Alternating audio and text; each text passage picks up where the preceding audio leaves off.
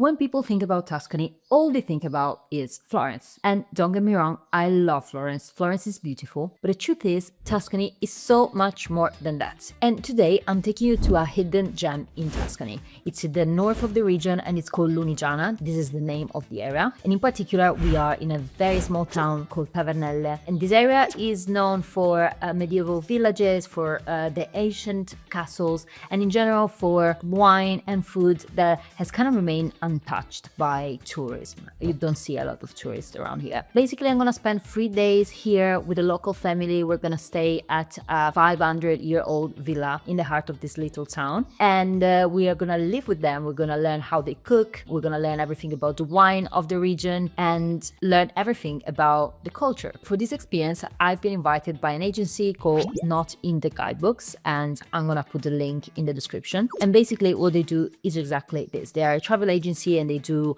itineraries for people who want to really experience the real culture of the country they're visiting. So I'm gonna take you with me and I'm gonna show you everything that we do, from cooking classes to wine tastings. Obviously, this is all going to be about food, which is my favorite thing in the world.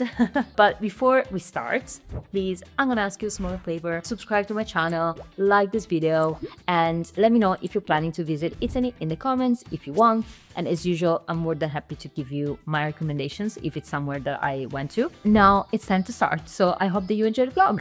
Ciao!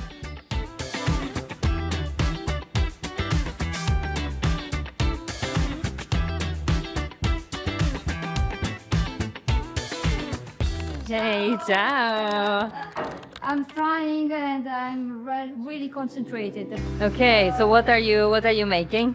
These are aubergines or eggplants. Okay. And they're cutted like so-called Italian fiammifero, matches, and fried. Nice. For you guys. Grazie. This whole trip was designed for food lovers, so of course we kicked off with a cooking class with Mirella, one of the owners of the villa. She is the perfect Italian home cook, she knows so much about traditional recipes, and she's very, very passionate about what she does. There was the necessity in the past to not throw away food. So the ingredients of this panzanella salad are, speaking of not throwing away food, so this is stale bread. I made it in pieces so it's easier to work with it. Okay, extra virgin olive oil, our production, by the way.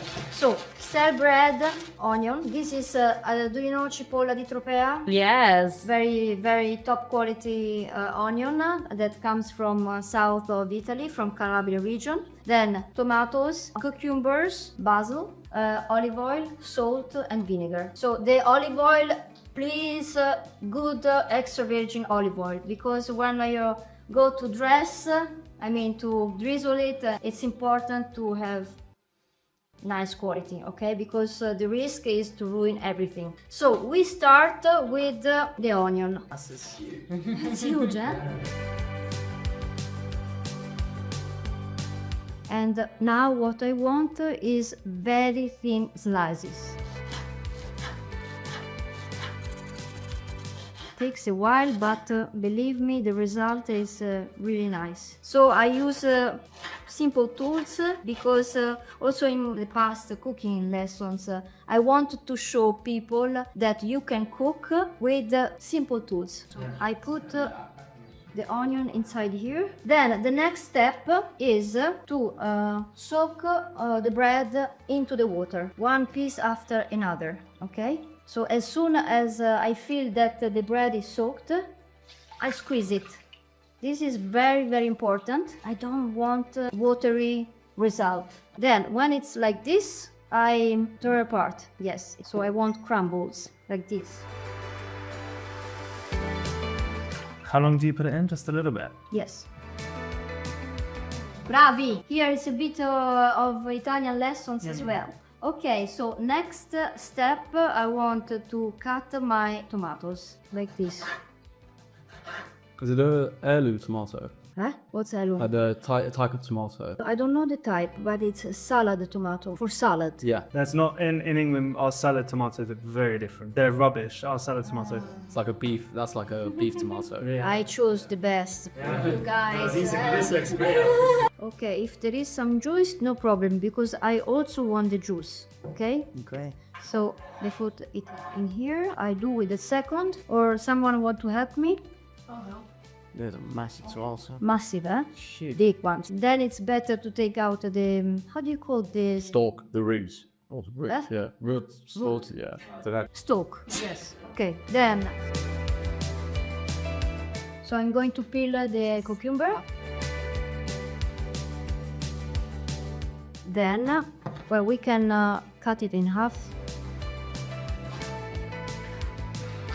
Is it closer to like a ciabatta? Is Ciabatta is a bit different. Ciabatta has some sauce. This is traditional. It's called filone. So for the shape of the bread.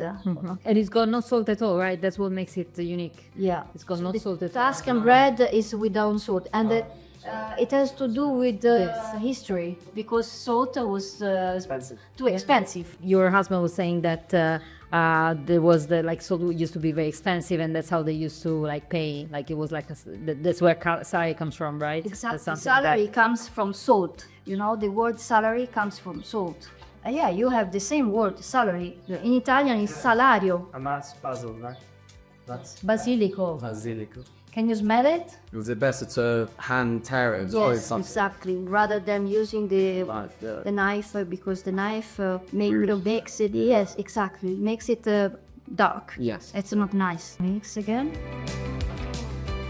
Then again some olive oil. You said you made that olive oil. Yes, with my parents. Try that. Sure. Do you want some bread? How was it? Very good. Do you like it? It's very nice. Yeah. Grazie. And you know, I'm very proud of this olive oil because I go every year and help my parents picking olives.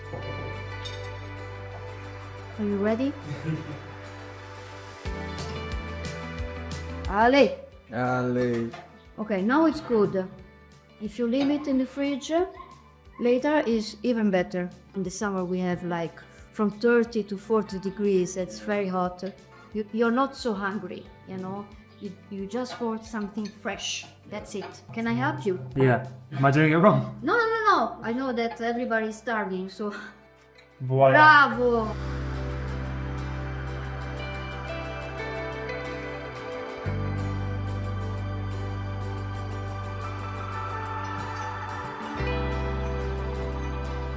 What's the salad called? Panzanella. Panzanella. Would you like some prosecco with it? If you insist. Good.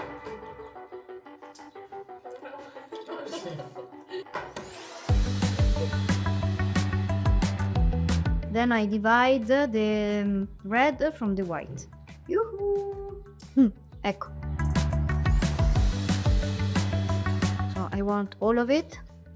Ale. Since the cheese is quite solid, you push it down first and then you mix. Pressing and mixing. So I want a smooth cream. Oh, you thought it.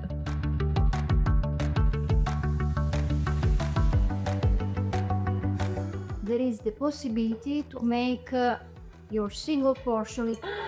Yeah.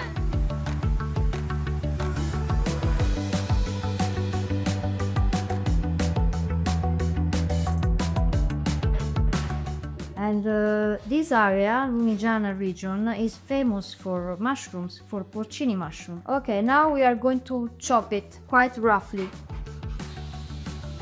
Smell very nice. So I want to tear apart the sausage. In a cold pan as well. Yes, that's fine. These sausages come from the butcher here in the village. She makes her own pork sausage, okay? Wow. See. I can't wait to try it. Now no one does it, but when we were young, we could eat sausage raw. I know it's it seems like this, but we do some crostini with stracchino cheese, which is a soft cow cheese, with this baked a little bit in the oven.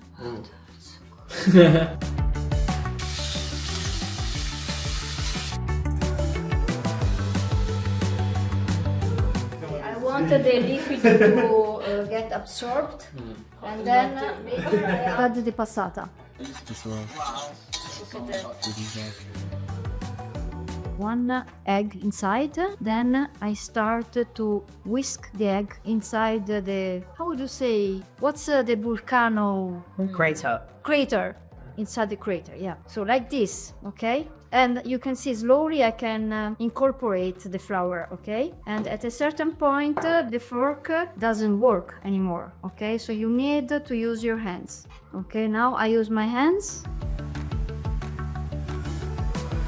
So when I start to roll, or when I have my bowl ready, I wanted to make it larger with the hands first, and then on the board with the rolling pin.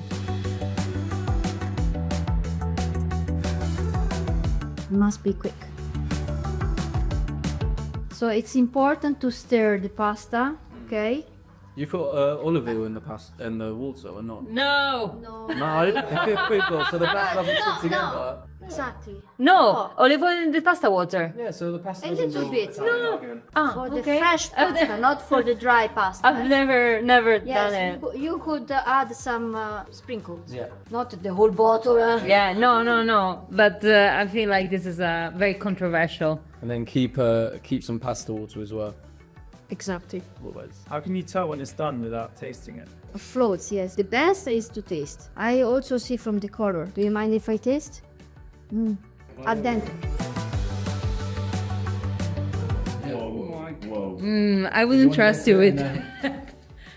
Don't drop it, that's our dinner. Wow.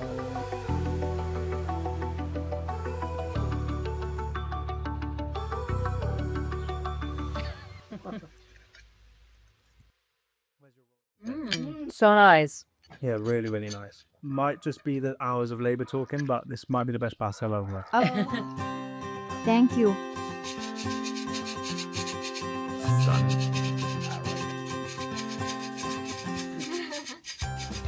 What part of Tuscany are we at? Lunigiana. Lunigiana.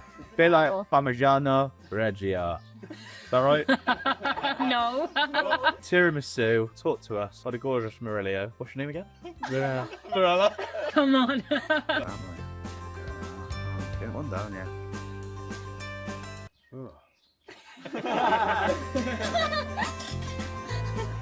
After a relaxing afternoon by the pool, it was time for our second activity of the day, a wine tasting experience with Francesco, who's not only the sommelier here, but also Mirella's husband and one of the owners of the villa. He spent most of his life working with wine, and now he shares his knowledge with the guests who come to stay. Tuscany is actually one of the most renowned wine regions in Italy, home to some of the country's biggest wineries, but today we got to try something a little bit more personal, wines produced right here by Francesco himself. Okay, no pressure. We start now the wine class. So to open a bottle, you can cut the rapso here, you can cut here, you can cut here. First lip, second lip. Two are good, one is a mistake. Which is the mistake? One, no, there's the first. It's also here is a mistake. Yes, because you still have lid when you pour the wine. You bang it. There is, you are the next. Yeah, and then there can be dirt. A bottle that stayed in the cellar maybe for 15 years, there is dust, humidity, and so.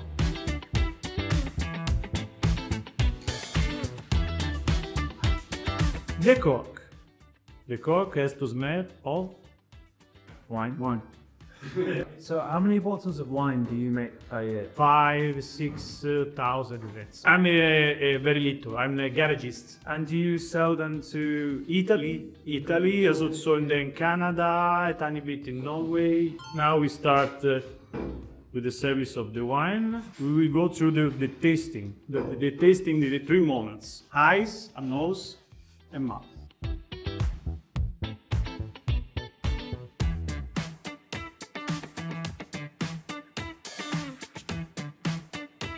When you do the testing or taste it, do you do it back in one? Do you take a sip? No, the sip, little sip. on like sometimes on TV shows and stuff, when they try wine, they don't actually swallow it. They just keep it in their mouth and then spit it back Spit it out. out. Is that what you do? Yeah. It's a way also to survive. Winemaker, enologist, people that for works, for example, taste 15, 20, 25 wines per day. For sure, you have to spit out. You would be drunk every single day. I taste 1, 2, sometimes 3 wines every day since 25 years. So I need to spit out.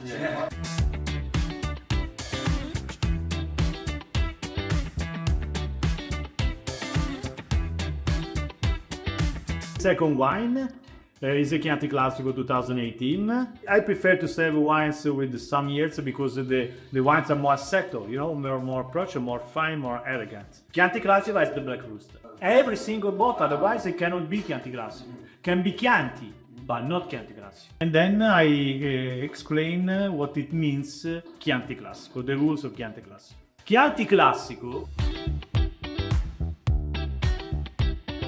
Second one.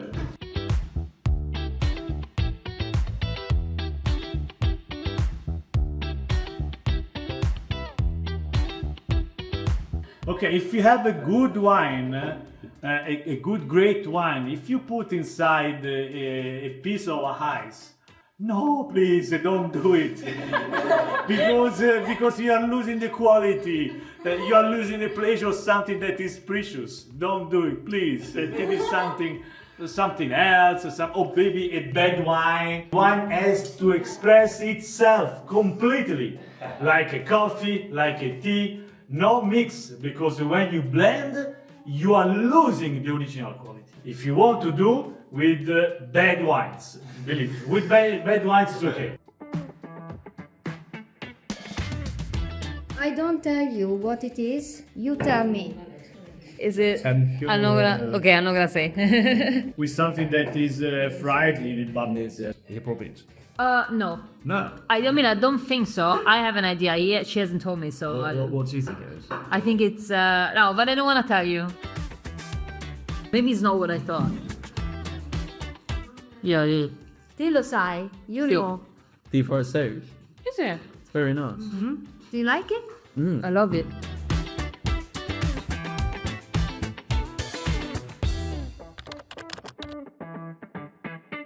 Buongiorno everyone, second day in Tuscany. Let me just give you a little summary of what we did yesterday. We woke up quite early actually. We went to have a little walk in the village. I don't know if I mentioned it earlier in the video, but we are in a small village called Tavernelle. It's basically between Tuscany and Liguria. It's in the northern part of Tuscany. It's very, very small. I would say it's got about 100 people living here. So, well, very different life than what I'm used to. Well, my city wasn't that big, but still bigger than this. And then, you know, when you live in London and you've been living in a big city for so long, it's such a cultural shock. But at the same time, it's very, very interesting to see how peaceful life is here. So this is what we did yesterday. We went to visit the village, and then we had wine tasting with Francesco, who is one of the owners of the villa where we're staying, and he is a sommelier, so he knows his stuff. We tried 3 of the wines that he produces. He explained just some basics of how to pair your wine with your food, and it was just like a very interesting experience. I've always wanted to learn a little bit more. I think I'm gonna do a sommelier course at one point. Then we had a light lunch, and after that we learned how to make a few dishes of the tradition with Mirella. We made panzanella salad, which is traditional from the region of Tuscany, and then sugo alla boscaiola with fresh tagliatelle, and tiramisu, which obviously is more like an Italian dessert. So this was a little recap of yesterday, but today's plan is even more interesting. It's around 1 p.m. now, and we are going to see a local cheesemaker and see how they make ricotta. This is gonna be very interesting. I've never seen anything like that before, so hopefully we can also buy some ricotta and have it for lunch. It's lovely here, and Francesco and Mirella are such nice people, and they are teaching us so much. So yes, this is what we're gonna do today. Now you are obviously gonna see everything, so see you in a bit. Ciao, Claudia. That's the shop because she lives up here. In the behind part of this space, there is the laboratory here and the shop. Okay, follow me. Salve, Salve, chiudete la porta che... Please molto- close the door. No, ma ho appena cominciato perché ho detto ormai devo iniziare. Quando arriva la cagliatura bisogna rompere la cagliata. La cagliata. Salve, no, non posso. So now she's the moment that it is necessary to coagulate the cheese. The milk. So thanks to the runnet, you can start the process to coagulate the milk. So the result is the cheese.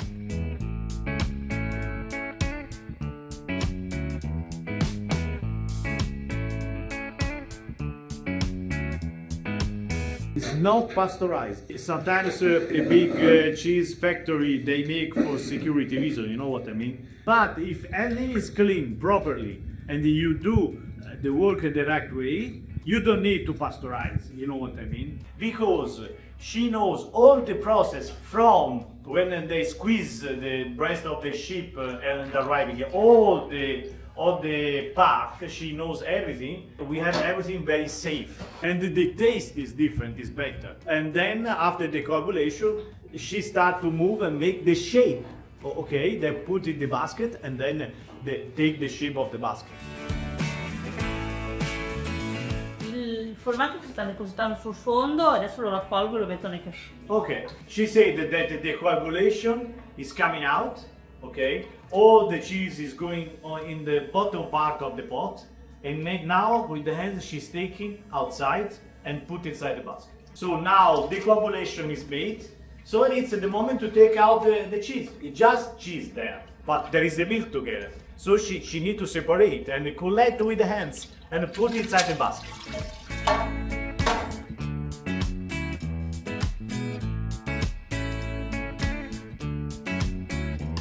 It's very fascinating, guys, because she makes the cheese at the same method that was 2 or 3 centuries ago. Solo che ad esempio queste qua erano di legno. Di legno, certo. Erano con le fasce di legno che si potevano allargare e stringere con una meccanica, con una corda e un legnetto che si stringevano e si riaprivano. Però non si possono più usare. Se vogliono fare un po' di, come si dice, di palestra possono venire a... Vuoi la mano? No, sto scherzando, per dire. Che bello! Guarda. That is the cheese. So the ricotta is something that arrives after the cheese. So the ricotta is a blend of the series of sheep and goats. What you find here in this basket is the cheese from sheep, and that is the cheese from goats. And you can see for the texture, for the color, the cheese is the first result of working the milk. What inside the big pot with the milk that is called calio, I don't know in English, but it remain there. She can boil. After the boiling, she can collect, and that is ricotta. There are some proteins, yellow protein, that remain inside, but ricotta is not a cheese, it's a latticino. No, it's another dairy product. It's just like... Yeah, it's a milky product. Okay. Exactly. It's like a yogurt. You cannot say that is the cheese. Yeah, So- it's dairy, but it's not cheese. Exactly.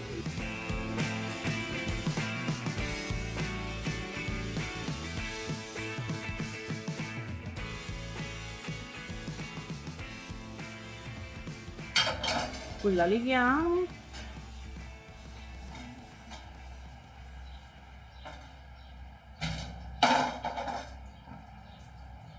E la prendiamo. The last part of this liquid after the ricotta is very healthy to feed animals.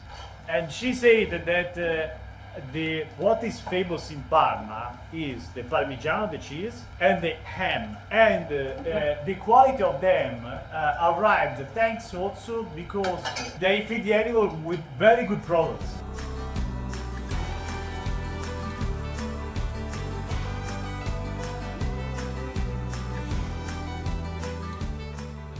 I'd like to open it. Yeah, no, the smell is, The smell is amazing. outstanding, She said it is my treasure. This was just a little taster of what I've been up to in Tuscany. I hope you enjoyed it. If you'd like to see more, you can find all the details on my Instagram, The Italian Foodaholic, in the story highlights, and of course on Not in the Guidebook social media. Don't forget to subscribe to my channel for more videos like this, and I'll see you in the next one. Ciao!